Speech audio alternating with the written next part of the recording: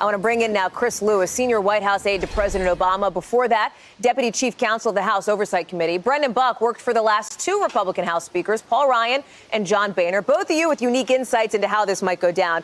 And Chris and Brendan, I want to play for you a little bit more of what the president said this morning, specifically as it relates not necessarily to how he and Republicans have been treated, because we know the president thinks he's been treated unfairly. We know Democrats say something differently, but about his support for Mitch McConnell in this process. Watch.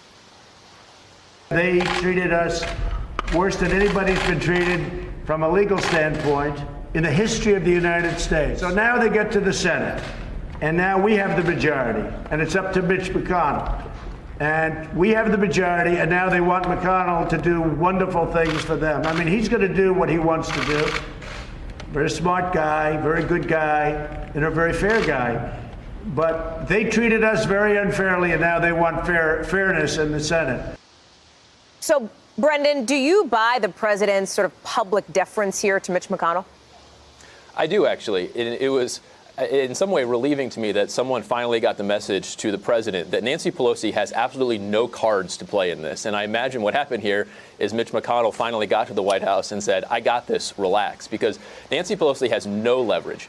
Withholding the articles from the Senate does nothing for her. All it does is prolong this issue that she doesn't really think is great for her. So Mitch McConnell, if you recall last week, I think it was during your show, went to the Senate floor and basically laughed at Nancy Pelosi for this idea that she was going to withhold them. He has all the cards here. He was flexing his muscle. You talked earlier about how some of those vulnerable Republican senators are important here. Susan Collins of Maine, probably the most vulnerable one, came right out after Chuck Schumer talked about requiring witnesses up front and basically said, I don't like this. I don't like the way Chuck Schumer is acting. If Mitch McConnell has Susan Collins on his side, then he has everything he needs to control this process going forward. It's a bit of a spoiler alert. I guarantee you, shortly after they return on January 6th, the House will send those articles over to the Senate and we'll get going. Thank you for checking out our YouTube channel.